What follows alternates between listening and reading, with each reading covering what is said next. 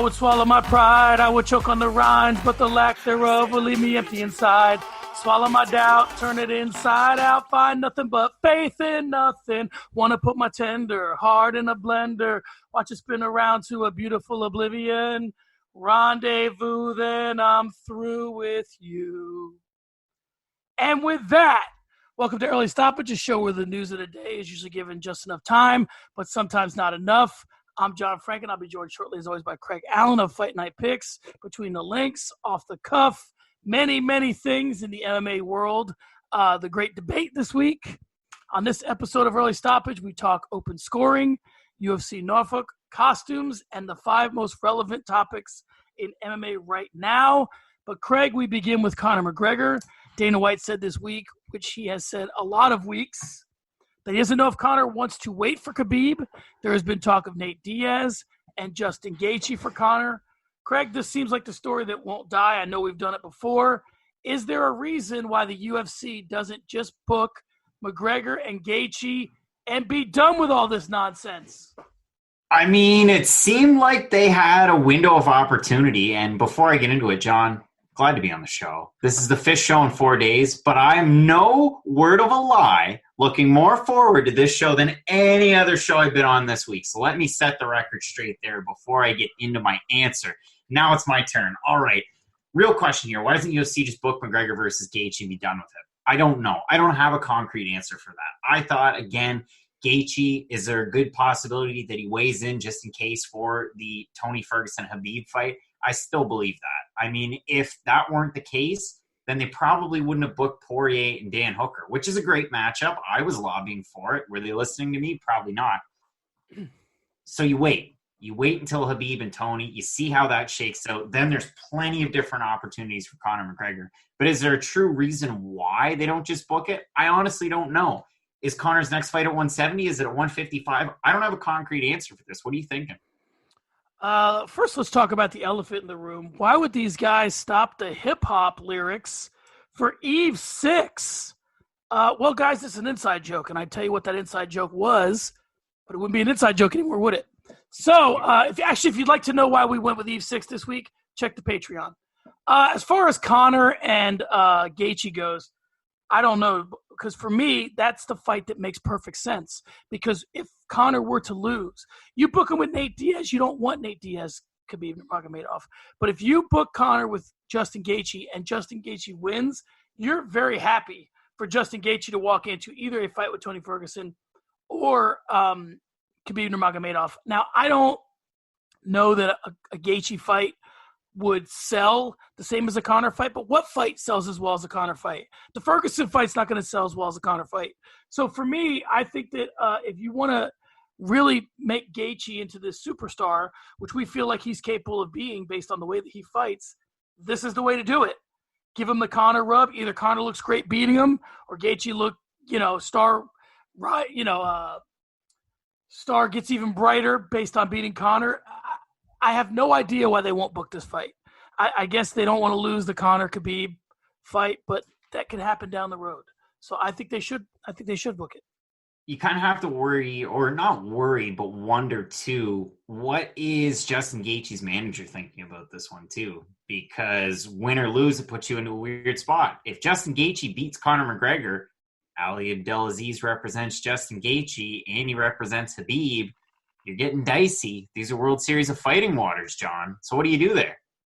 You know, it's interesting. I mean, that could be it. Maybe there's something where Ali doesn't want to have that happen, so he's over-negotiating. That could be something that's happening behind the scenes. I just don't think that even the way I look at it and the way that Ali Abdelaziz seems like is that he'd be fine with all his fighters fighting each other as long as he was cashing both checks and somebody had to win and keep a champion. Again, it doesn't make a lot of sense to me. I just think that they know that Conor Khabib money is there and they don't want to lose it. And maybe Conor doesn't want to lose it either. And we won't spin our wheels here on speculation. We'll continue on, John. And Max Holloway came out this week in defense of open scoring, saying in so many words that he doesn't understand why MMA is the only sport where the score isn't known as the game is going. Now, John, we talked about this before, but does Max Holloway coming out in favor of this change, does it really change your stance at all? It doesn't change my stance. It does make me think a little harder about it, and I think that if they want to get it changed, this is the way to do it. You have to have fighters come out in favor of it and have them sort of get behind some sort of a change like this, because everybody else is going to have their problems with it. They're going to say, that it's going to affect the way guys fight. Well, guys already think they're ahead or behind. So whether they know it to be true or not doesn't really change a whole lot. In other sports, players know they're behind. They still continue to play. I would say that, whether a guy is really, it would only affect the guy who's winning anyway, because the guy who knows he's losing is going to start chasing, start swinging for the fences. So are they asking me if it's a huge problem that the guy that's ahead in the fight is going out of his way to not engage? Maybe, but I still think I think it would be a more interesting fight if we knew who was winning going into the third round. So I think that it's a big deal that Holloway came out. I think if this is what fighters really want, then more of them should come out and start talking about it publicly. I think this is kind of a perfect storm. You have Max Holloway talking about it this week, and on the same side of the coin, you have Invicta going with this model. And listen, the state of Missouri wants to be, and I keep saying it, but they want to be the cool uncle. They want to debut all these different things. And listen, Invicta A has a tournament going on one night where you have 1 round, 5-minute fights leading up to 3 rounds and 5 rounds and what have you. But that's cool and all. But then you have the state deciding, we're going to try open scoring and see how it works. And if you're going to try it in Invicta, and if you're going to try it in your Valor fights and your, maybe not LFA, but some of the minor league promotions, that's the best way to do it. And then when you have a star and a former champ in Max Holloway that definitely has drawing power and social media power as well, it's kind of coupling for a good I don't know where I'm going with this. It's kind of making for a good situation. If you're in favor of open scoring, we're getting closer to it, I would say. Yeah, I agree. All right, Craig, it's time for the Chael Sonnen portion of the show. Chael said this week, friend of the show, Chael Sonnen, said this week that with the UFC having both Khabib Nurmagomedov's brother and cousin on the roster, that the Nurmagomedov name could someday be like the Gracie name in combat sports. What do you think of that statement by Chael? Do you agree with it? Do you think 3 people on a roster equates to something that down the road could be something different? What are your thoughts on Chael's comments? Who's this guy that you're talking about? He used to fight at middleweight. He hasn't done much since, but he used to fight at middleweight. He's a journeyman. He never won a title, right? No, he didn't. Came close. Oh, okay. Yeah, or he's won every fight and he's won every title and he made the most money in the sport. I can't remember. It's tough to try and remember. I think he's right here. He hit the nail right on the head. I mean, look at the way that they marketed Zabit, and look at the way that they marketed some Dagestani and Chechenian fighters. Oh, this is Khabib Nurmagomedov's cousin. Are they really cousins? I have no idea. I'm not going up on Ancestry.com and looking that stuff up. But if the broadcast tells me that it's true, I'm probably going to believe them. And I bet you a lot of people are. Now I say that, take it with a grain of salt. I'm going to do my research. But you get where I'm coming from. If they can sell wolf tickets on the fact that all of these different fighters are related, whether they are or not, to Khabib Nurmagomedov, it's undefeated, one of the most dominant fighters that we have in the game currently, could that end up being the next Gracie family? Why not? I mean, Abdul Manap right at the top, and then just that lineage of great wrestlers and great fighters. Yeah, I would agree with it.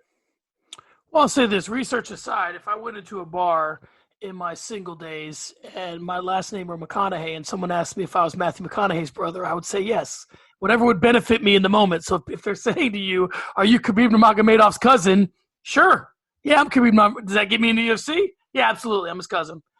So I don't think it'll ever be quite what the Gracie name was, just because of all, I mean, you were talking about Ancestry.com, all the branches on that tree, people marrying into the family and all the kids being born. And I think more the, I don't want to say insistence, that's a bad way of putting it, but the fact that if you're a Gracie, you are affiliated with jiu-jitsu in some way, shape, or form. You're either on the business side or you're on the mat. And I think they take great pride in what the Gracie name means. They take a lot of thought into who they put in front of people that are going to have that name. And I don't think the Nurmagomedov name, or any other name for that matter, will ever be quite what the Gracie name is. But I think they could find their own lane here. I think that since the Gracies have jiu-jitsu, they could be like, the Mannings in a way, like the first family of quarterbacks. They could be the first family of whatever, ground and pound or wrestling. Because as it stands right now, I mean, that's kind of the Schultzes, but they kind of went a little bit off the reservation, being with all the Foxcatcher stuff. So I don't know. I mean, I think there's a lane for them if they choose to take it. I'm going to give you an example of how powerful the Gracie name is. And everybody already knows it, but this is a headline that came out today, and I thought it was pretty fitting to add to this argument. This is from KHON2.com over in Hawaii. Came out a day ago. Son of Hawaii resident Helson Gracie will make Bellator MMA debut in May. His name is Hallen Gracie. Have you ever heard of him? I haven't. Never. Helson Gracie? I'm not super familiar with Hawaii resident Helson Gracie. As familiar as I should be. But it's a Gracie, and he's competing for Bellator, so people are going to pay attention to him. So, yeah, I think that the Nurmagomedov name, will it surpass Gracie and Gracie Jiu-Jitsu? Maybe, maybe not. But it's a really good and interesting point to bring up. Now, if we continue again to switch gears, Rose Namajunas said this week that she turned down a fight with Zhang Weili because she was dealing with a lot of mental stuff, even her desire to be in the sport. So she went as far as to hire a mental coach. John, where does this type of revelation leave you with Rose Namajunas and her place in the sport, and more specifically, even just the strawweight division that continues to evolve? I don't want to go down a road here, but I'm going to go down a road here. Pat Barry in Rose Namajunas' life has never really sat well with me. And I'm not trying to lay all this at his feet. I'm really not. But it seems like Rose is someone that's just always battled with a lot of demons, and she can't get things. And again, me laying at Pat Barry's feet is not what I'm trying to do. I'm just saying that the whole thing, her whole situation's never sat well with me. It's like, she shaving her head and all the stuff that seems like when she's going good is fine. Like, oh, she's making, quote unquote, making like bald beautiful or all these things. And then when we have stuff like this where she's turning down fights and hiring mental coaches, you're like, okay, is this her making a statement by shaving her head, or is this a cry for help? Like, you really can't tell. I think that she's one of the big what ifs in sports, but honestly, I think that what she would have been or could have been or still may be in terms of her mixed martial arts career pales when you compare it to what may be going on with her mentally. And it concerns me. I hope that she's got the right help. I hope that the people that are in her life that are not going in the direction that she needs to go in. Listen, she has an affiliation with Trevor Whitman. I've talked to Trevor Whitman. Everything you've ever heard about Trevor Whitman has always been great. My hope is that there's more Trevor Whitman in her life than whatever it is that's causing her to feel like she needs a mental coach. I thought you were going to say, I hope there's more Trevor Whitman in her life than Pat Barry. And I was close. That's a 3-person bed, I don't think you're going to have more Trevor Whitman. But I'm not going to go into it in as much detail. I just think there's been a lot of inconsistencies over her career. Wins and losses aside, and they're very prevalent. I mean, she beat a lot of good fighters. She lost to some questionable fighters. But her rise to the top, the fact that she beat Joanna twice in such dominant fashion, that was great. The mental warfare aspect of it, you saw it today. Zhang Weili, Joanna Jędrzejczyk. Zhang Weili said, shut up. She laughed her off, this and that. If you've watched any of the embeddeds, this woman, I honestly didn't know a whole lot about Zhang Weili before this fight week. I did so much research, and then watching these embeddeds, watching a lot of behind the scenes, she seems like a really cool person. Like, she really does. She shows herself in a great light. And the mental warfare didn't get to her. Now, in terms of Rose Namajunas hiring a mental coach, that's pretty much par for the course in 2020. And I think that's a great idea. Having a mental coach, a sports psychologist, what have you, it helps you work through your demons. You see it in other sports. A hockey player might go through a rough patch. They talk to a sports psychologist. They snap out of it. So I think it's great that she's going that far, looking after her mental health. And hopefully we can just see her back in the cage, because it's really a shame that she turned down a fight against Zhang Weili because – maybe that was for the belt. Maybe that was before Weili got a chance at the belt. I don't know. But, hopefully she's able to bounce back and we can see her back in the cage sometime soon, because it's been a while. It really has. It has been a while. And my concern with her is that I hope that she is enough understanding of who she is as a person and what she needs as a person to not put herself in there with a killer like either Joanna or Zhang Weili if she's not ready. Sorry, I just wanted to say this quick, and this seems to happen every show now. I just cut you right off. But I just have one thing, just before we get past it. There's nothing worse than seeing a fighter that doesn't want to be in the cage. Like, I haven't asked either of these fighters, but Tyron Woodley, Kamaru Usman, it didn't look like Tyron Woodley even wanted to be in the cage in that fight. So when stuff like that happens, you never want to see it. And yeah, to your point, like, if Rose Namajunas isn't feeling it, don't go out there. That would be the worst thing that could happen. Yeah, and a lot of times, I mean, it just typically happens at the end of someone's career. But there have been a few fighters and a few athletes, for that matter, who've walked away from sports, and they catch a lot of hell for it because they're like, okay, listen, I'm from this school, and this is kind of the way I look at things. If I'm a fighter or I'm any type of an athlete, my talent is mine to do with it as I see fit. And no one else should have to regulate that. I talked to one of my students in my class who's I teach fourth grade, but she's a tall girl. And I said, we were out at recess one day shooting hoops, and I said, be prepared for everyone to want you to play basketball as you get older. And later that week, they came in asking for girls for the basketball team. She didn't ask for an application, and the whole class was like, why not? She's like, because I don't like basketball. And, if people's hearts are not in it, it doesn't matter how talented Rose Namajunas is. She shouldn't be forced down that road. She gave us a good career. We got plenty of great nights with her. Whenever she wants to call it quits, it's her business. All right, Craig, it's time to put your Marvel Comics rash guard on because it's time to talk Submission Underground. My new fascination, the roster, or should I say the card, for SUG 12 was announced, and here it is. Kevin Casey's taking on Craig Jones. I guess he has no choice but to compete this time. Craig Jones should be, engaging in this one more so than he did last time. Carlos Condit is taking on Jake Ellenberger. Amanda Lowen is taking on Roxanne Modaffari, and they are having another tag team jiu-jitsu match with Team Impact Jiu-Jitsu versus Team BJJ Happy Valley. I got nothing on the fighters who are representing those two gyms. More to come. Craig, listen, am I insane? Is this a big waste of Early Stoppage listeners' time? Is there something here? Every time are you regretting when I bring up Submission Underground? I'm like, I don't know why I'm so weirdly obsessed with it now. I mean, listen, John, there's the Chael stuff, but that's not what's bringing me in. I promise you. What do you think?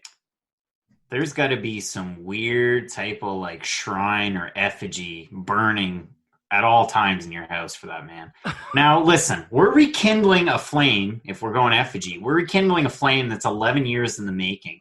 I'm talking about the 12th best MMA fight of the year in 2009, according to Tapology. I'm talking about a fight where Carlos Condit was favored as a 4-1 in his fight against Jake Ellenberger and was a split win for Condit. But hey, if you can put names like this on a card, we talked about this before. If you can capitalize on the Roxanne Modaffari's, the Jake Ellenbergers, the Carlos Condit, people aren't going to think about, hey, Carlos Condit's record in the UFC is salty at best lately, and Jake Ellenberger lost his way out, more or less. So nobody's going to remember that. They're just going to focus on the positives.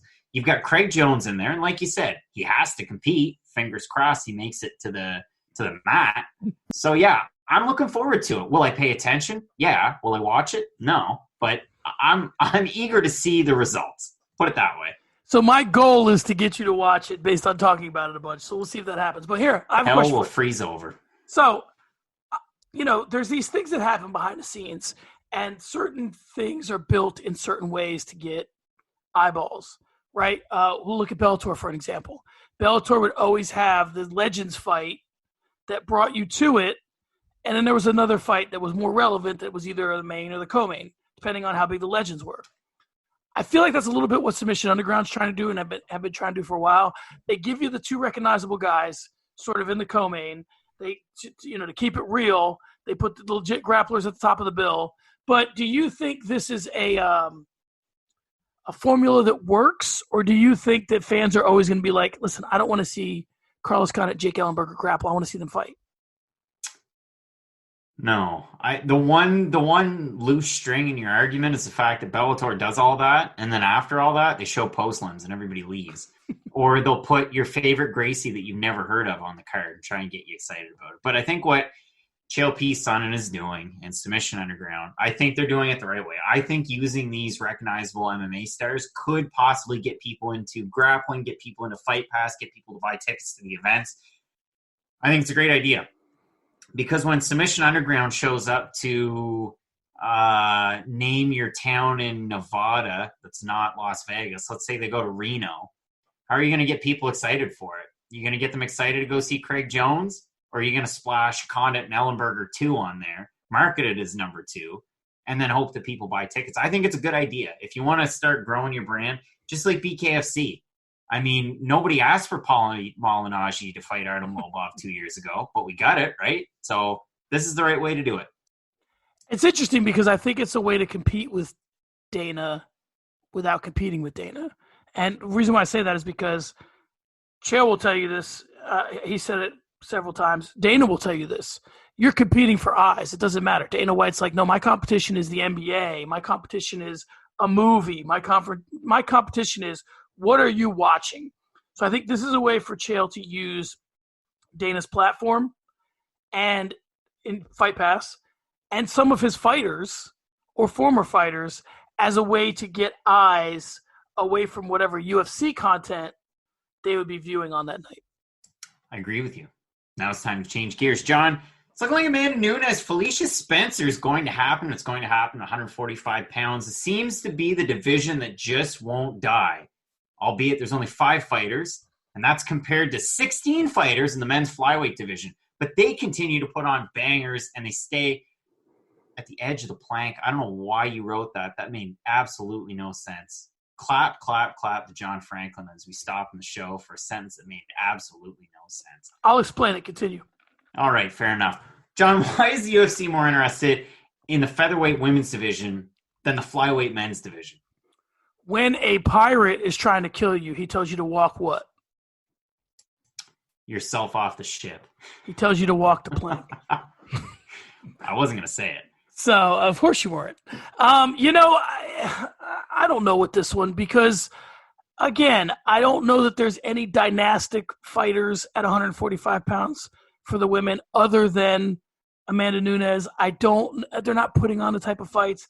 I don't want to just say this is like why the WNBA continues to exist despite having poor attendance because the NBA thinks it's important for the WNBA to exist. I don't know that the UFC has ever shown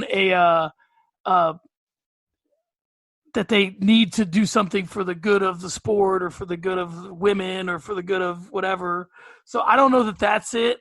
I listen, the best I could come up with is maybe they like the fact that Amanda Nunes is a 2-division champion and keeping her active as a 2-division champion is a way to promote her better. That could be it. I think they do actually have a few ladies who have not yet fought for the belt. So why not keep the division around long enough to see if one of them does something and they could squeeze a trilogy fight out of it? I mean, honestly, what is it really costing them to keep the division alive? There is some interest in it. They have a star as their champion, even though she has 2 belts. I mean, it's not Cyborg hasn't been gone that long. They could have something in Megan Anderson or Felicia Spencer. I think they're just giving it a little bit of rope, like they gave the 125-pound men when Demetrius Johnson left. Like, hey, we'll keep you around, see what happens. They do seem a little bit more devoted to it than, it just seems like the 125-pound men constantly have to prove themselves. So I don't get it completely, but that's my only theory. The weird thing for me is, so you have a fight night card, and then on the main card you have 2 women's featherweight fights, and there's only one other featherweight in the division who's the champ who's not fighting on the card. But then coming up, if it's not next weekend, and I think it is next weekend, it's in March, you have Jussier Formiga fighting Brandon Moreno, and it's the 3rd fight on the prelims. And that's probably a title eliminator at 125 pounds. And you're not making that a focal point. That's like the best fight you can make at flyweight right now. And I seem to be saying that every single time they make a flyweight fight because this division's so great. And I'm just standing at the edge of the plank waiting for it to happen, John. Like, you can't even believe it. I'm so excited for it. It's weird. And another point that I wanted to make, and you said it, if they wanted to do favors to women's MMA, this and that, if they wanted to do favors to not just MMA, but women's MMA, they would have brought in an atomweight division a long time ago and stacked it, because there's female atomweights across this globe that are really flourishing, whether it's with Invicta, One Championship, what have you. There's plenty of 105-pound women that are really doing great things in the sport, and it's not happening in the UFC. So it's weird to me that there's only, let's say there's 5 active women's featherweights, and maybe there's 6 or 7 total on the roster. It's a weird spot, and to really answer the question, why are they more interested in the division? Because when you've only got 4 or 5 people, you only have 4 or 5 people to draw from to face the active champ.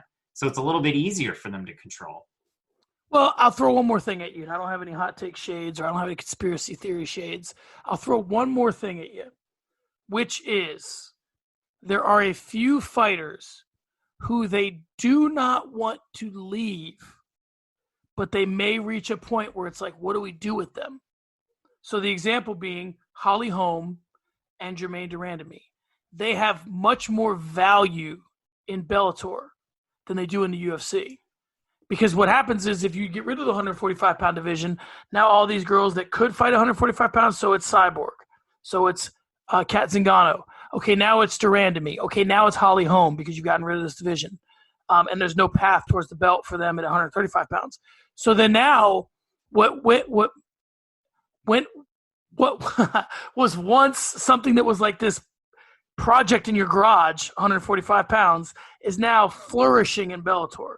So I think it's a little bit of a game of keep away maybe as well.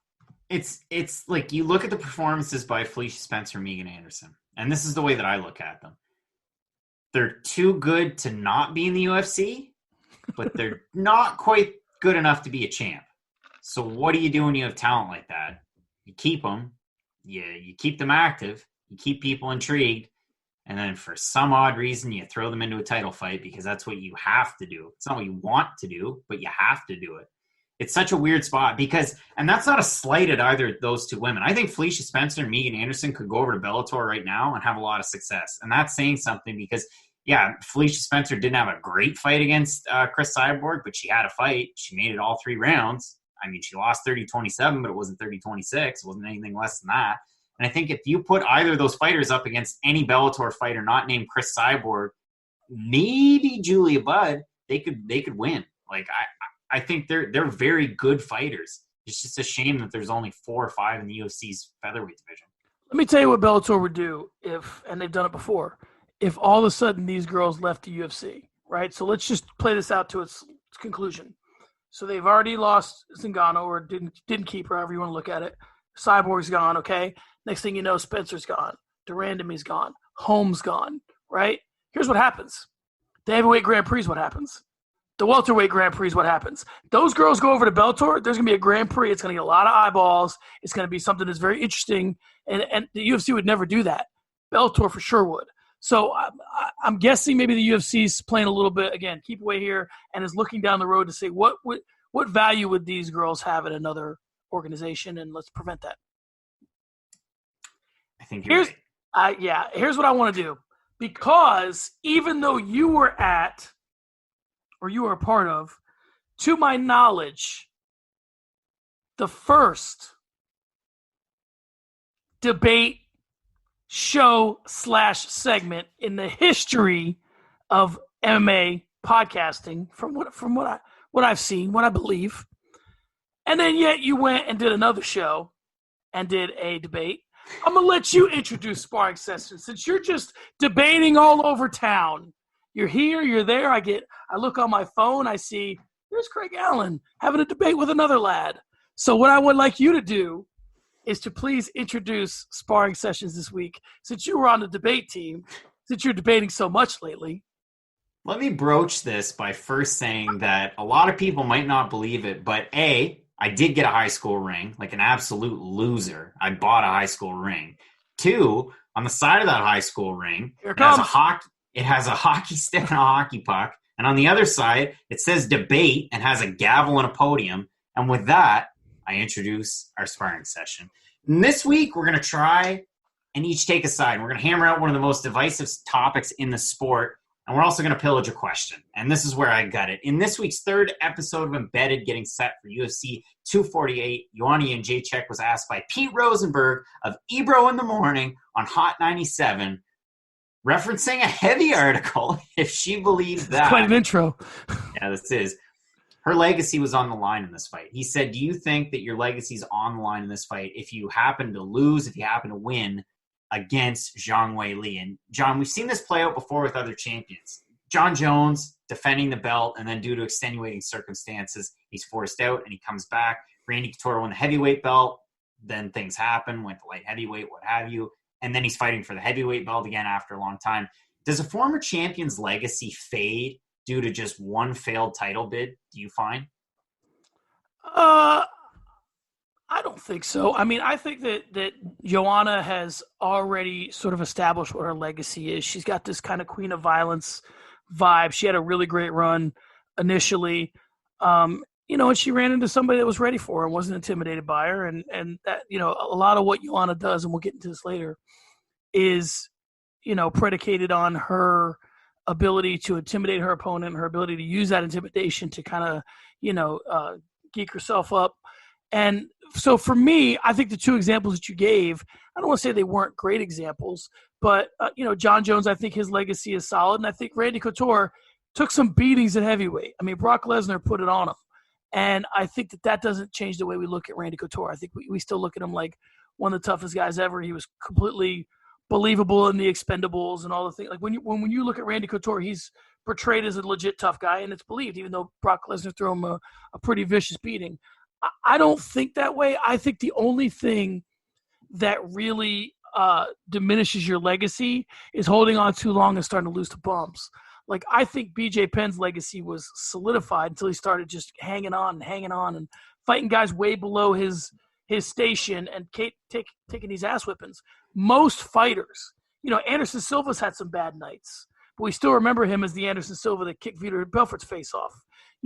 I don't think that it will, but if she starts fighting like number 8, number 9, number 10, she has to know that either I'm fighting the top 5 or I'm just taking a break. See, now, you almost took a bridge too far there and didn't really answer my question. Because my question was, and I'm not trying to be rude, but we're having a nice debate here, and you went off topic, and you lose points for that in a real debate.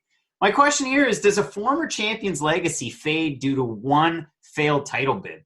So BJ Penn lost for a title, then he lost for a title, then he had some more fights, then he fought Nick Diaz in a welterweight title eliminator, if I'm not mistaken, and he lost that fight. And then it just went squirrely after that. And Randy Couture, it was heavyweight, then it was light heavyweight. There were some losses in there, whatever. And then he went back up to heavyweight and he was champ again. For me, it gets weird. And the point of sparring sessions is almost, we're supposed to take two different sides. We hammer it out. I'm going to agree with you in a sense. I think it's a weird question to ask because to me, her legacy cemented in stone. She defended 5 times. She won the belt and then had those fights. But then she fought Rose and lost. And then she fought Rose again and she lost. And then she won at 115. Then she went up to 125 and fought for a belt and lost. And she won again at 115. Now she's fighting for the title again. So she's lost her belt and then fought for 2 titles since and lost those fights. And now she's fighting again for a title. So does this one diminish it anymore? No, she's lost for 2 titles, after being the champ. It doesn't mean anything to me, really. I didn't think it was that silly of a question, but it's I don't think it's a silly question either, but this is what I'll do. Instead of comparing her to John Jones and Randy Couture, here's who I'll compare her to. She reminds me a lot more of Holly Holm and Anthony Pettis. They both are former champions who started chasing belts by switching divisions. But they down. They never recaptured that greatness. So if she loses tomorrow night, if she loses Saturday night, then to me, she's just chasing. The biggest thing with her that I think diminishes her legacy, and again, this is a little bit of a deviation from the question, is that she keeps trying to convince us of something that she's maybe not. She's like, I'm still the greatest. Well, I've seen you not at the greatest. I've seen you have off nights. So it's hard for me to believe that. Say what you want to say about John Jones. Again, here's me referencing Chael, but Chael said even on an off night, John Jones walks away with a belt. And listen, Reyes, say what you want to about the judges, Owen St. Preux, even on off the first Gustafsson fight, that's not her right now. GSP on an off night still walked away with the belt. Now you could say that's some judging against Johnny Hendricks, but he was close enough. My point is he was close enough in that fight for it to be contested and for some people to think he won and some people think he lost. That's not her right now. When she looks bad, she looks really bad. So when she looks great, she's a world beater. So I don't think that your legacy fades based on one title, but I think it's this chasing belts. It's kind of like in the NBA. Did Karl Malone and John Stockton, well, let me take John Stockton out of this. Did Karl Malone and Gary Payton, were they diminished by losing in the finals to Michael Jordan, or were they diminished by chasing titles in LA? They were diminished when they went to LA. And yeah. And that's even before my time in basketball, and they were diminished. Now, we went a little squirrely. We went a little off the beaten path there with that one.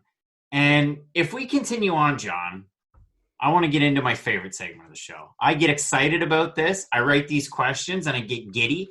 I pull out my timer on my phone 2 hours before the show. This is how much thought I put into this one. And then when I get questions asked to me, I get nervous as all hell. And I'm going to reference a great quote.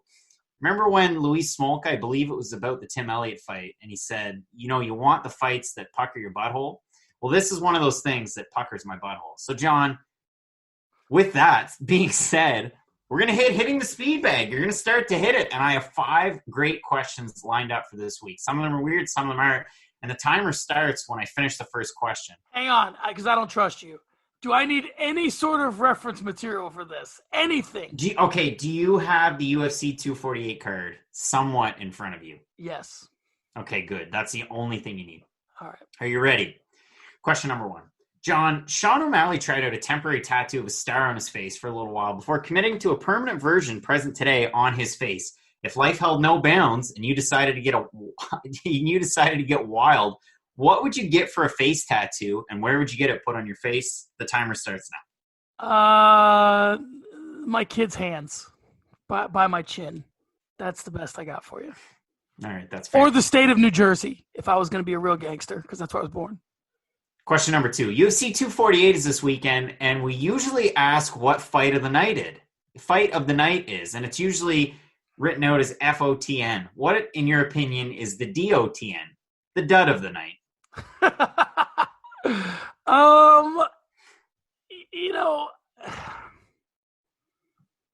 This is very unpopular. It's Emily Whitmire and Pollyanna Vienna. I can answer it for you. Don't do it. I'm going to say Deron Wynn and Gerald Mershart. You watch. Forward to that one. All right. Illegal strikes have been contentious lately. Refereeing and judging has been off too. If you could make one illegal strike legal under the unified rules of MMA, what would it be?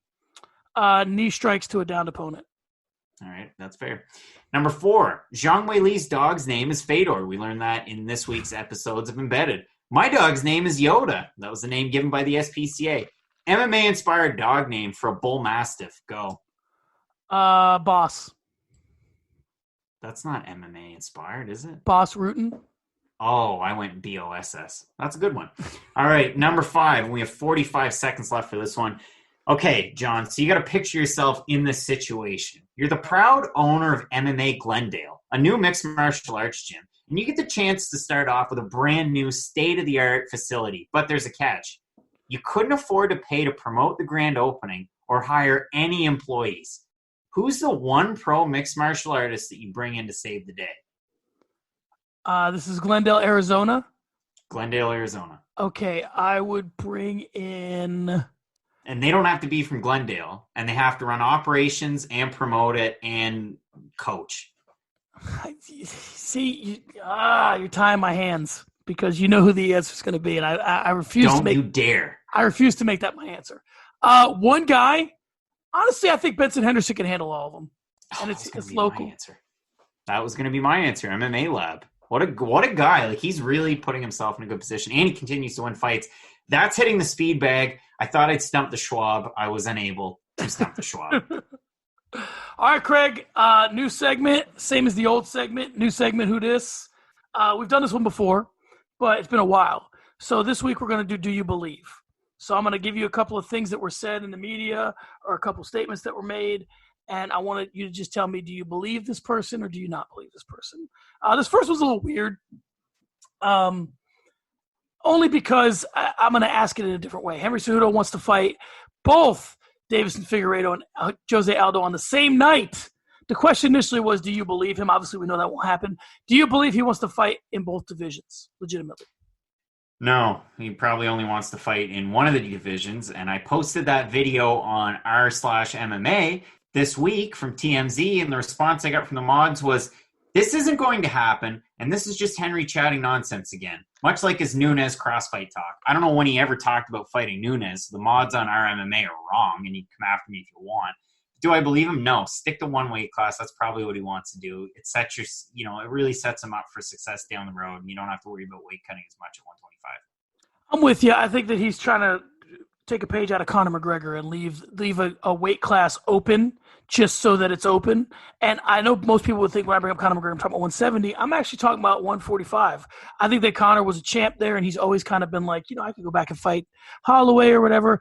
I think that Cejudo likes the fact that he's a double champ, and should he lose the belt at 135, he likes the option to go back to 125, so he keeps that talk alive. But I really think that he wants to be the 135-pound champ and fight all the people that come with that. That's he beat Dillashaw, but like Dominic Cruz, and like he wants to fight all those guys and clean out that division. All right, next up, Paul Felder has walked back to talk of retirement, saying he wants a fight in Ireland or in an intriguing matchup, which I don't take very many victory laps, but I did say on one of these shows, who the hell even remembers what it is anymore, that Paul Felder was going to use this as a tool to get himself bigger fights, which it seems like he's doing. Do you believe that that's what he wants?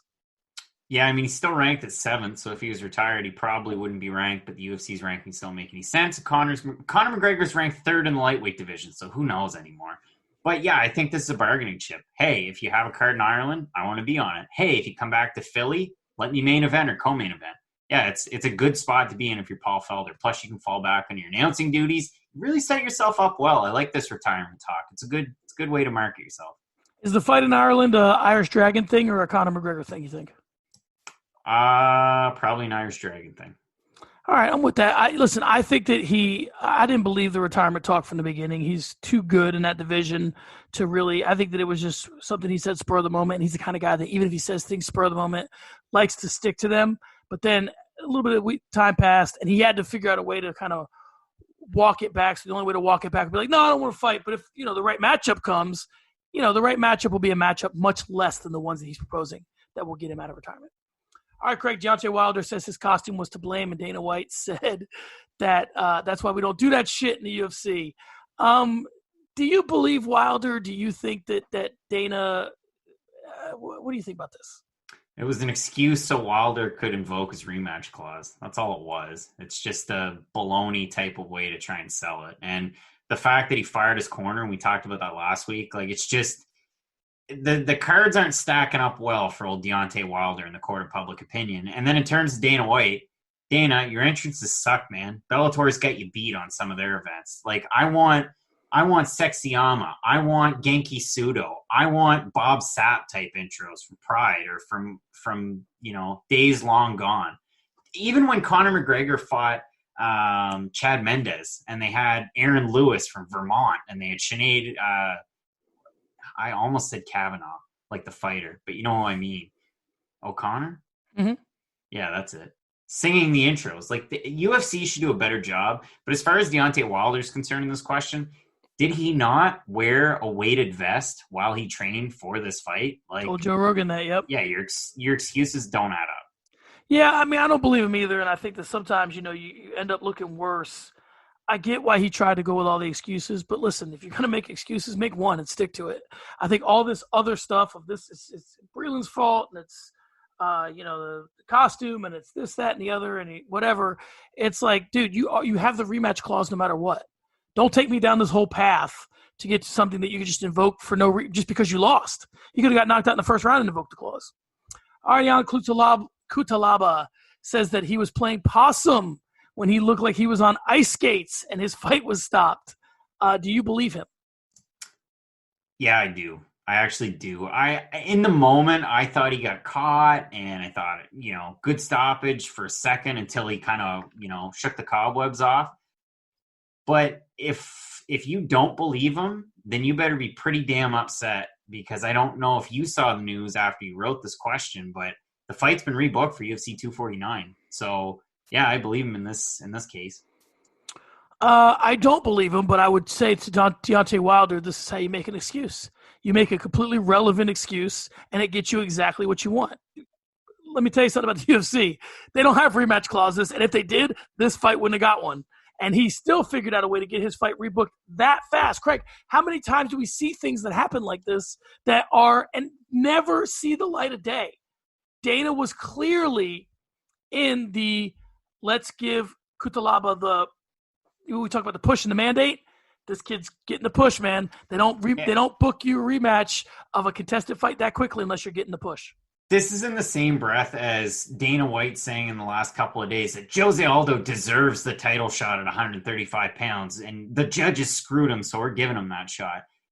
This isn't like the NHL or MLB where there's a lot of governance. If the president of the company wants to book the fight, he can do whatever he wants, and we just have to agree with it. So I personally, to answer the question, think that he was playing possum, but who cares? If Dana White's just going to book the fight, who cares, I guess. And lastly, Joanna Jędrzejczyk has been supremely confident coming into her fight this weekend with Zhang Weili. This is a weird way to ask this, but do you believe her confidence? Do I believe her confidence? Meaning this. Do you believe that she really believes she's that much better? Or does she know? It's like a persona, I would say. It's a marketing tool. Like, you can't go full boogie woman and then, I don't know, what would you become? Madam Teddy Bear? What would you call her? What would be the complete opposite of boogie woman? I don't know.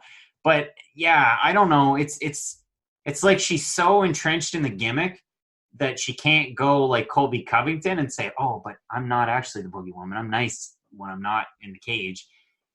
I believe her confidence to a point, but it'll be interesting to see how the rest of this fight week goes, because it seems to me right now that that Zhang Weili's completely unaffected by any of this. Yeah, I agree. I think that she's, and sometimes when you are, when there's like a language barrier or whatever, sometimes you can play that to your advantage and have like sort of the stoicism or not sort of take the bait like other people would. I think that's what Zhang Weili's doing here. I think she's doing it perfectly. She did manage in the stare down to just throw a shut up at her, and people went crazy because it's like, she was hitting her with the English and she was kind of clapping back a little bit. Listen, I think that from what I've seen of Zhang Weili, it's if Joanna thinks she's going to psych this chick out, she's dealing with somebody who's been going up against the coronavirus and flying all over the world trying to outrun it and get here safely to fight. So if somebody wants to fight you that badly and defend their belt that badly, trust me when I tell you, this is a co-main event. Zhang Weili could have just played the coronavirus card, put her mask on, and not fought this fight if she was that intimidated by Joanna. She's been busting her ass to get to this chick. So if I was Joanna, I would be a little bit more concerned about what she's bringing to the cage in terms of Zhang Weili than I would be concerned about if I'm psyching her out. That needs to be the last thing on her mind. In terms of this fight, I don't want to stray too far away from Loudmouth, but I will say this because you can see it in the background here. And this week with our picks, in terms of the co-main event, there have been a lot of people that have commented on that co-main event. And it's split probably 60 to 70% in favor of Zhang Weili and 40-30 roughly Joanna Jędrzejczyk. And if you look over on those embedded episodes and you look at social media and everything, you see Zhang Weili busting her ass. She's training so hard at the Performance Institute. There was one point where she said, yeah, I just did 10 5-minute rounds, and she was sweating it off, and she's hitting the bag or hitting the mitt. She looks great. And Joanna Jędrzejczyk, what's she doing this week? Yeah, I'm sure behind closed doors she's training too, and she probably has it where they're not going to show a lot of her training because she wants to have some tricks up her sleeve. But she's doing an awful lot of media, an awful lot more media. And I always wonder to myself if that weighs on a fighter when you're going into this. Because, we're asking the question right now, how confident is she? Because she's been portraying all this confidence all week. Maybe that's just because she's been doing a lot more media. It's a weird thing. And I wonder how it translates going into the octagon on Saturday night. Yeah, it's going to be interesting. I've always liked Joanna. I do like Weili Zhang as well. So I'm excited about this fight. And one of the regrets that I have this week, Keith and I talked about this, we did the all angles for Adesanya and Romero. This fight definitely deserved one. We should have done it. I remember, the last time there's 3 title fights on a card, you guys did that. So right, yeah, we definitely should. I think the way this fight's going to end up going we will have regretted not doing this. All right, let's move on, Craig. Take your pick. We'll just go back and forth. We'll both kind of comment which we think. I'll give you two scenarios. You tell me which you think is more likely to happen. If you could have had one of these fights we lost this weekend, would you rather have Robert Whittaker versus Jared Cannonier or Jeremy Stephens versus Calvin Kattar? There's just something about Calvin Kattar. There's just something about him where I think on any given day, you put him into a high-profile fight at 145 and he could win it easy. I mean, the first fight to me that I saw where I was like, wow, Calvin Kattar is actually really good was the fight against Shane Burgos when he had him doing backward somersaults. Like, this guy's a good fighter, and you give him another stand-up type guy in Jeremy Stephens, it could be a great fight. So that was the one that I was kind of disappointed in the most. You know, I was with you when I wrote the question, but at the same time, in retrospect, the only reason why I'm going to go with Robert Whittaker and Jared Cannonier on this one is because I really feel like, based on how he's been performing, Cannonier deserves bigger fights, and here it was. This was the fight that he deserved, and I felt like that because of, you know, no fault of his necessarily, he lost it. And I think that the path towards the top of the division would have had to go through Robert Whittaker or someone else. He's going to have to beat Yoel Romero. There's a list of guys that you have to beat to get a shot at the belt, and it ain't David Branch, Anderson Silva, and Jack Hermanson. And that's who he's beaten. So, and listen, the two guys he's lost to were right at, you know, in title contention for the 205-pound belt. He lost to Reyes and Blachowicz. So it's like this guy's had a hell of a couple of years. So for me, I regret the fact, or I'm disappointed in the fact that he won't have that opportunity. Yeah, I think that's good. And if we move on to the next one, what do you think is more likely? Which one are we going to get more of? More knockdowns for Israel Adesanya in the main event?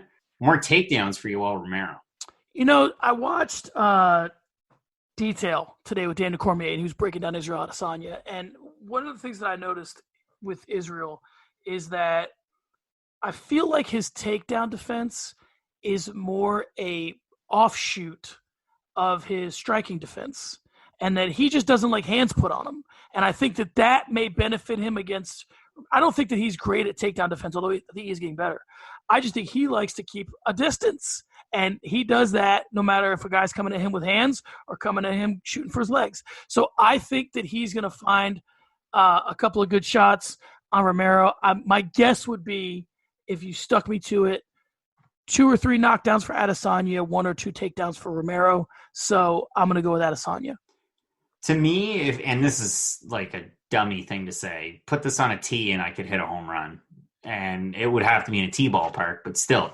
My point is that if you're Yoel Romero and your coaching staff, you're watching the fight that Israel Adesanya had early on with Marvin Vettori. And you're looking at the success that Vettori had in that fight. Yeah, it was a split decision win for Adesanya, but Vettori had success with the takedowns. And if you're Yoel Romero, you're a wrestler that became a kickboxer. Just like TJ Dillashaw or Dominic Cruz, you're in that same category. Now, I'm not saying that their techniques are anywhere near similar.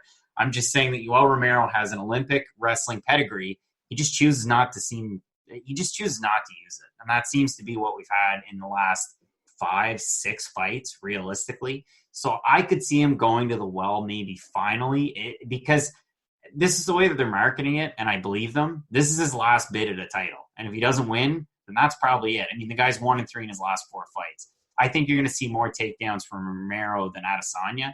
That being said, I still see Adesanya winning the fight. All right, moving on. Take your pick. Higher total strikes, Ioanni Jacek or Zhang Weili? Again, going back to the YouTube comments, a lot of people are saying that Zhang Weili is going to finish the fight in the first 3 rounds. So if that's the case, then I would think that it would be your Chinese fighter that would have the more total strikes. But if it's going to be a 5-round fight, and that's what I predicted, I'll go with Ye and Jacek, but it's going to be an accumulation of damage for your champion and a win. I want to go with Joanna for higher total strikes, but I want to go with Zhang Weili for the win, just because Joanna has typically been a volume striker. But my concern is that if she puts that much volume on Zhang Weili, how does she not get the win? Which I can't really reconcile. So I'm gonna take Jan Jacek on a higher total strikes just because that's what feels right. But yeah, we'll see how it plays out. Next one, which fight will be longer? As Courtney Casey put it in embedded. Your co-main event, Beneil Dariush and Drakkar Klose, or the co-main event, Neil Magny and Li Jingliang? Listen, I don't claim to know, all that much. I actually follow Beneil Dariush and Drakkar Klose sort of closely because Klose is a fighter that is close to me here in Arizona, and I just like the way Dariush fights. But both these fights have decision written all over them to me. So, in my opinion, I would say that the Magny fight is going to be longer. But that's just because, I think that either Dariush or Klose could find a finish before either of the other two fighters.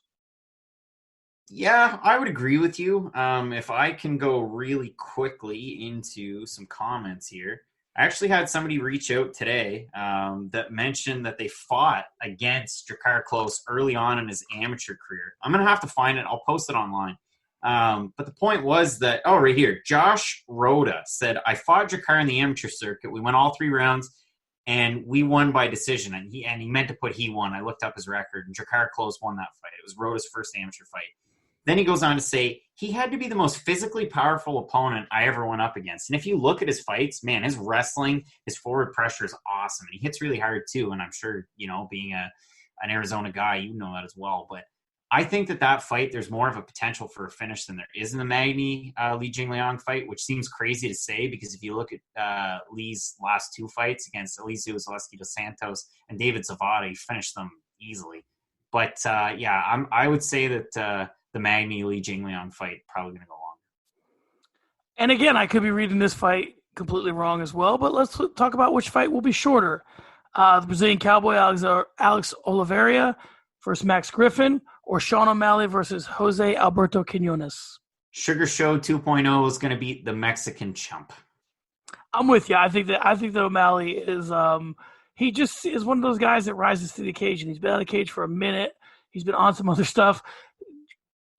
Only Sean O'Malley and the Lord above know what the fuck he was wearing today in the damn media day. But that aside, he's a crazy kid, man. But when he gets in there, he can toss. And I think he's going to take him out. Question for you. Now, you're molding young minds as a teacher. If you were a teacher and you said, hey, kids, look at this guy. He plays video games all day, smokes dope, trains BJJ, dresses like Disco Stu, and has face tattoos. You could be successful like him. Do you think that's a good path to set kids on?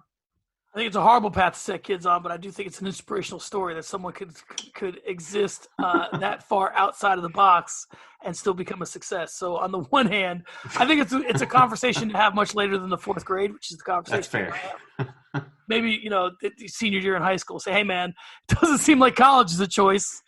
This kid plays video games and gets high, and he figured out a way to market it. So hit the vape pen and get your GED. There you go. All right, let's move on to a new segment, the ES5, Early Stoppage 5. For me, this is kind of how this came about. I feel like in other sports, there are always 5, 6, 7 stories that are like the most important stories in that league, right? We'll use the NBA, for example. Right now, it's the Lakers. It's Zion. It's, Houston Rockets are going small ball and they're winning. There's certain things that are like, if you're going to talk about the NBA, you have to talk about these 5 things. So for me, I broke down what I think is the current ES5. You can definitely say, listen, you're missing the boat here. This should be included. This should be taken off. I'll give you mine. You can tell me what stays, what goes. I'm completely fine with that. And there may be something I'm missing. All right, number 1 story, most important thing in MMA right now is Khabib Tony. That's the fight that's hanging out there. That's the fight on the tip of everybody's tongue. It's March. The fight's in April. Like, this is the biggest story right now. And once this is the lead domino that's going to make a ton of dominoes fall. Yeah, I mean, if it's not, it should be. Because 5th time's the charm here. It's one of the most busy divisions that we have right now. And I say busy because there's plenty of fights at lightweight, but there's also a logjam near the top. So this fight needs to happen to give us a little bit of clarity as to what's to come next. I think you're right at having this at number 1. And the conversation is going to continue up until that fight in April and long after that fight happens, fingers crossed if it happens. And before we move on, I just want to say the Adesanya and Adesanya's whole trajectory and his whole career, I did not include because the fight's this weekend, so we'll see what happens. I mean, it's obviously a huge – Israel Adesanya is a huge story. Number 2, Conor's next opponent. I mean, on the one hand, we're talking about Khabib and Tony, but we talked about it in the opening. Who's Conor going to fight next? Is he going to take a fight before Khabib? It's interesting that Khabib kind of is the shadow over both of these topics, because Khabib not wanting to fight until after Ramadan kind of decides that Conor might have to take an opponent between now and then. And it becomes this interesting question of, does Conor need a fight before Khabib? Does he want to stay active? Or if he waits to fight Khabib, will he be in the same boat he was the first time he fought him? A longer break and all that. So what are your thoughts on that as number 2? I mean, I think it's fair. Today, realistically, it was like our Ichiro Suzuki or our Ricky Henderson or Tim Raines. It was our leadoff hitter. That's who we went with to start the show. And I think it's only fair to have that as number 2, because right now you have the overarching story at lightweight. Conor's next opponent. Does it bring, a little bit of clarity again, to use the word once more, at 155? Or are we going the 170 route? And are we looking for Jorge Masvidal or Kamaru Usman? So I think Conor's next opponent, it's definitely deserving. And again, it's holding up the top end of one division, I would say, more than the other. I'd say it's holding up 155, actually, more than 170. But, I think that's fair, number 2. Okay. And as we move forward, I don't want to get too far into the weeds of where these need to be placed. Just tell me if you think they should be on the list, and then at the end we'll work it all out. So there was a lot of guys who are kind of in their ascension right now that I thought about putting at number 3. Corey Sandhagen, there's a lot of – you and I talk about Brandon Moreno all the time. There's Gaethje in terms of his ascension just as a title contender. And how does he get to the belt? For me, the guy whose name I keep hearing is Dan Hooker. He's winning big fights. He's got a big fight that just got booked. I think that he's at the hottest gym in MMA right now. I just think that Dan Hooker is one of the big stories in MMA right now. But he's not a champion. I mean, that's the biggest gym, but it's the biggest gym because of Israel Adesanya and then Alexander Volkanovski. And listen, I might be hot take Tony here. That's why I get the sunglasses on. And if you're audio only, you can't see them. But Alexander Volkanovski has to be more into the conversation. And I know Dan Hooker's been more active, and he just had a main event, which was a hell of a fight against Paul Felder that forced retirement talk. And we're not talking about Alexander Volkanovski really in this case. But I don't know if Dan Hooker is the guy for me right here. So here's my question. Who do you think is a bigger star, Dan Hooker or Alexander Volkanovski? Star. I think it's a lot easier to market a UFC belt than it is a UFC fighter. That's one way to answer that question. All right, number 4, I have Henry Cejudo. He looms over 2 divisions. He's constantly in the social media. He's made some missteps. He's walked them back, got into it with Karen Bryant, got into it with Aljamain Sterling. Like, he's just kind of all over social media. He seems like one of the more relevant fighters, one of the bigger stars and stories in MMA right now. Yeah, I mean, he's about to send me into Reddit purgatory with me trying to post his TMZ interview. But no, I think he's fair to be in here for possibly a lot of the wrong reasons. But listen, any press is good press if you're especially represented by the manager that he has. So, yeah, I think it's totally fair having him in here. And it's going to be interesting to see what happens in 2020 with him. I mean, he hasn't fought since June of last year, and he's still in the top 5 list in terms of what we're talking about, what's relevant in the sport right now. All right, lastly, I went with John Jones and his choice of what he's going to do at 205 pounds. Honestly, I don't really know that it's his choice anymore because he said he'd fight both guys. So, I mean, he's fine fighting Reyes again, although I think that's probably number 3 on his choices. He'd be fine fighting Jan Blachowicz. He'd be fine fighting anybody in that division. Who's the guy I'm missing here? Reyes, Blachowicz. I think those are the 2 guys. I thought there was one other, but I think I was thinking Corey Anderson. Anyway, he said that he's fine however it plays out. So my point is that more so than obviously John has, his eyes somewhat on heavyweight. Heavyweight right now to me is dead. I have no interest in the heavyweight division. There's not in terms of a relevant story, but he even looms in that. So if you want to pull heavyweight in, he's there too. So what do you think about John Jones and what he decides to do next as being number 5?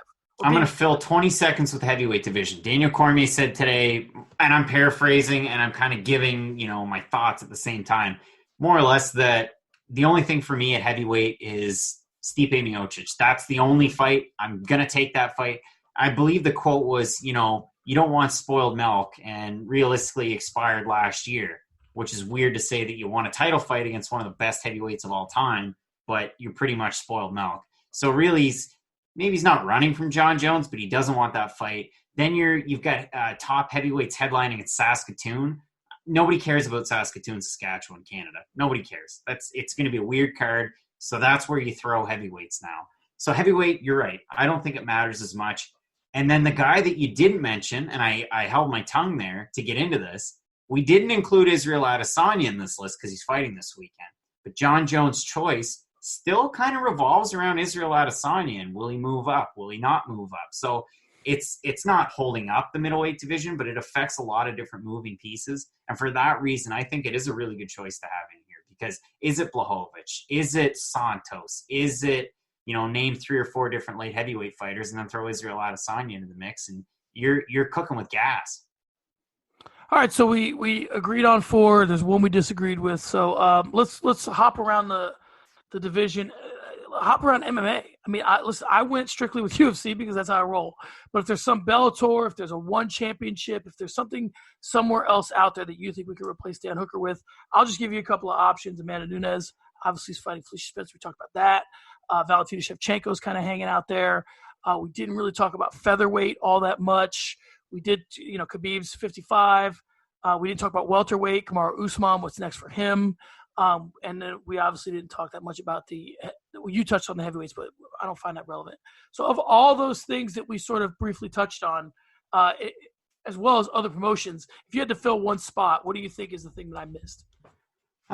There's a couple of different things. I think one big news story that's not getting enough shine is the fact that Matt Mitrione's going to replace Josh Barnett against Ronnie Marks in Bellator, and I'm completely joking. Nobody cares about that either. Bellator said actually in a press release they're going to have a big event in New York coming up here in the next couple of days, and apparently at that big event there's going to be a big announcement, so I'm eager to see what that is.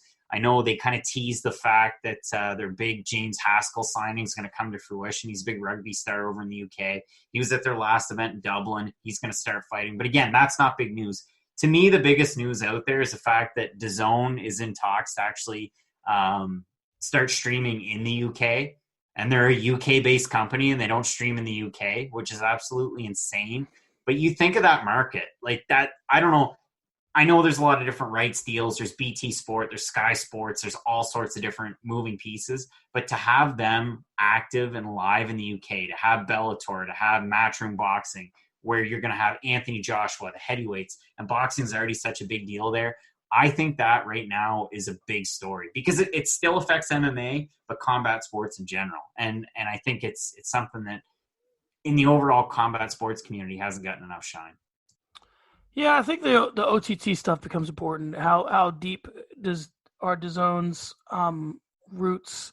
How much are they able to use the boxing to then get into the MMA? Or they, because obviously it's all the money's going into one account, the DAZN account. So how does that help? Do they become a more relevant player with shoulder programming? I really think that they should be the boxing's answer to Fight Pass, and they should try and grab all the rights of old boxing fights. Now the HBO is kind of, that's gonna be tough to get because man, there's been some great fights over the years.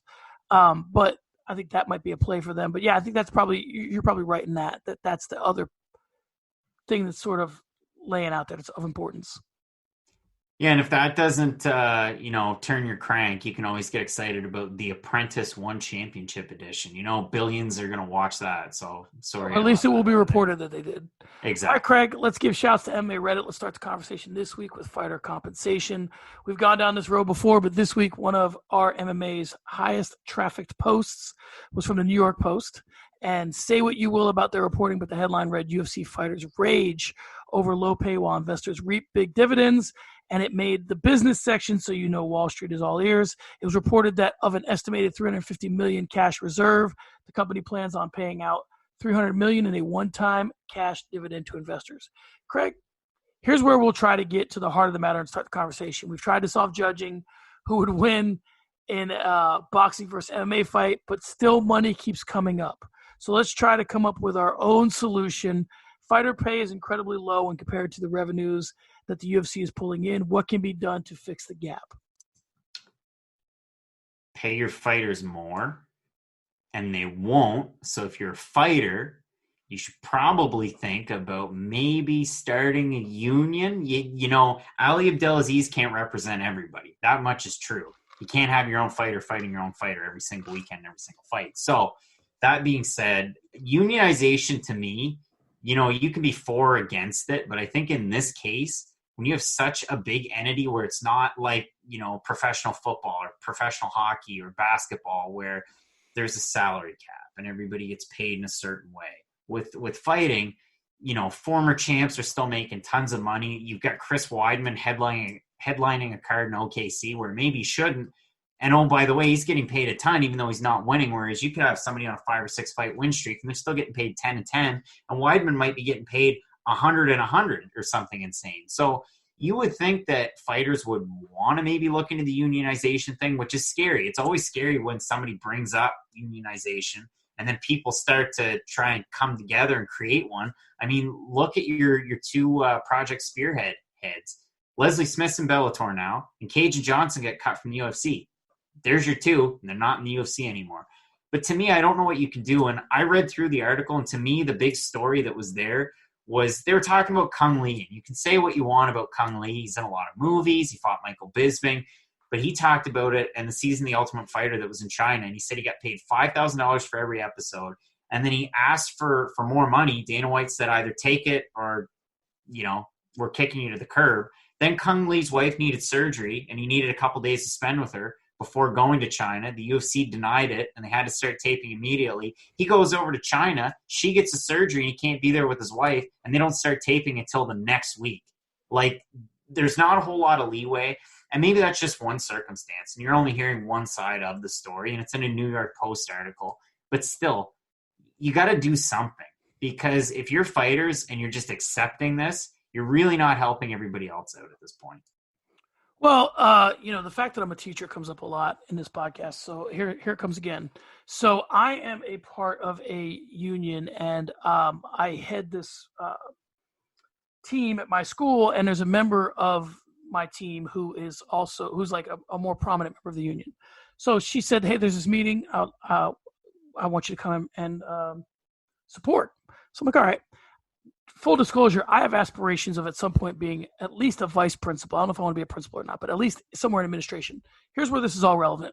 I go to this meeting, and I'm sitting literally like a tennis match on the side of this table that has the union on one side and the administration on the other. And as I'm watching this, I said to myself, I don't really know where I fall on this table. Like, I'm currently a teacher, and all these things affect me, but someday I want to be a principal. And so I'm watching this negotiation from both sides. So what that means is, and this is how I'll bring it back to MMA, is Conor McGregor, in your opinion, a UFC employee or a UFC business partner? Right now, he's a business partner. And I mean, you don't have to look too far away from the boxing side when Mayweather Promotions co-promote it. Right. Or it's not Mayweather, McGregor Promotions, sorry. So here's how you get true unionization. Here's how you get the things that you want. You wait till International Fight Week, biggest card of the year, and as fighters, you say, and this has to go from the main event all the way to the first prelim, we are not fighting tonight unless these demands are met. None of us. None of us are fighting tonight unless, and listen, my second year, I think it was the year before last, as a teacher, there was the whole Arizona Red for Ed, and we all walked out, and we all went down to City Hall, and it was a whole thing. That's what you got to do every once in a while. And that's just how it is. So the only people that are capable of making that happen are pitted against each other, right? Like, let me tell you something. If you booked Conor and Khabib too, and the week of that fight, they said, we're not fighting unless you come to the table for negotiations. If that Monday, fight weeks, everybody's there, Conor and Khabib held a joint press conference, which sounds crazy to even say. And they said, we are not fighting unless this happens. These demands are met, right? Now, in terms of a solution, that's not a solution. That's me organizing a bunch of fighters to pick it. Here's a solution. You do what they do with teachers, which is a pay scale. If you have, and this is tough to do. But they already kind of do that. Well, no, here's what I mean by that. If you have X number of wins, if you have X number of years in the UFC, now, could that be combated by tougher matchmaking and cutting people? Sure. But that could be done the same in the NFL or the NBA. You have to make sure that you're relevant. There's Larry Bird rights in the NBA. But if a player is good enough, they're not going to cut him before he hits his bird rights because he's good. So my point is that if you're a fighter in the UFC, you have to understand that some of this is going to take having the right people in the right place. Like back in the day, the name you hear is Kurt Flood, but like with civil rights matters, it was like Jim Brown, Bill Russell, like the best players in sports were all together working for things, for their cause. So my point is you got to have the right guys in place, and there has to be a plan. You can't come and say, we're not going to fight tonight unless the first guy in the prelims gets paid $50,000 for every fight. They're not going to get that. They'll be like, okay, I guess we're not going to fight tonight. But if they say, okay, this is our plan. If you're in the UFC for 3 years and you have 5 wins, that equates to, and I'll make it simple. It shouldn't be this, but I'll make it simple. $15,000 to show and $15,000 to win. If that's your pay scale, then so be it. Then that's a plan. But they have to have something. The UFC is they have to have something that's not that far, or just do it simple and say the lowest fighter on the roster gets a 15% pay increase, and so does everyone else. Yeah, that's the thing. Like, I failed to mention it when I started building my argument, but you look at all those other professional leagues, the NBA, the NHL, the NFL, there's a players union there in every which way. And it's a little bit different with them, but it's similar, to the teacher situation, because you have somebody that runs the league in a Roger Goodell or Gary Bettman who's there in terms of the governor's or the owner's interest, and then it's them against the Players Association. Whereas right now you have a president of the UFC that makes all the matches, and then it's him against all of the managers. And you're just hoping that, hey, your manager gets you a good deal, and if they don't, they don't. And, the UFC could come to the table and say, hey, Craig, we want you in the UFC. Okay, what are you going to pay me? $1,000 to show and $1,000 to win. And if I say I want $5,000, they can say, no, okay, well, see you later. They're the only game in town in that case. So it's unique in a way, but if you get enough people involved and enough people having a say, then you should be able to figure something out. Will it happen? It's tough to tell. I mean, Project Spearhead seemed to have some legs and some traction, and now the 2 people that were most influential aren't even in the UFC anymore. They've talked about having aspirations to still continue on with, progressing towards a working union, but it just hasn't happened. Well, but in fairness to the situation the UFC's in, and I don't want to take away from what I believe to be the proper thing, what we'll call the right side of history, which is they should pay these guys more. But look at what we do, right? The UFC regulates how much access we have as media members based on how much we bring to them, right? So there are certain guys who they get enough of a following that it's like, we got to have this guy here. Right. Yeah. We'll use the Schmo as an example, right? The Schmo started out just doing the Schmo and the Pro with other entities, right? He'd go interview football players or baseball players or whatever. And then he got popular enough that it benefited Dana to have the Schmo around, right? It benefited Dana to have Robbie Fox around. So if you build a following, so my point is that a guy like Sean O'Malley is probably more in demand than his pay would make you think. Right, he probably is somebody people wanting to watch. He has enough of a following outside of fighting that now he's like, wherever he goes, that following is going to go with him. So if you're a fighter, I'm not saying that you have to be Sean O'Malley, but you have to drum up interest in you fighting. I agree with you completely. All right, guys, there you have it. The 18th episode of Early Stoppage is in the books. Be sure and comment. Subscribe and like us on YouTube. Be sure to also listen to all the other content on the Loudmouth MMA Podcast Network. This list continues to just get longer and longer and longer. Craig's placement within the list continues to get longer and longer and longer. The Not Safe for Work podcast with Kyle Steele and Fred Kirby, Between the Links, hosted by Mike Heck and starring an all-star cast of writers from Round MMA, including Craig Allen, Keith Schillen, Davidson Baker, the Loudmouth MMA Recap Show with myself and Keith Schillen, the Breakdown Show with Max and Marcel, MMA Yesterday with Kyle Steele and Keith Schillen, who's that show still somehow makes this list. The Kyle Steele Show? The Kyle Steele Show. The MMA Takeover with Keith Schillen, Off the Cuff with Craig Allen, Mike Heck, Drake Riggs, and Kyle Steele. And the soon-to-be and always awaited Davidson Fred Kirby Show. I don't know if it's coming or not. I've been waiting for it. We'll leave it at that. Craig can be followed at Craig Allen FMP. I can be followed at SM Cornerman. The fight has been stopped. We'll see you next week. Craig, say something witty.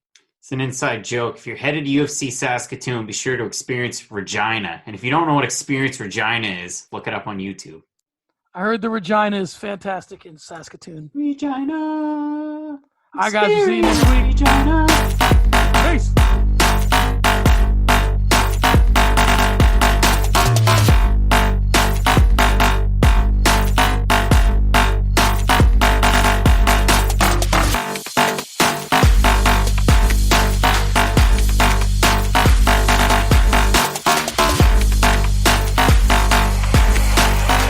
I said I'm moving too far.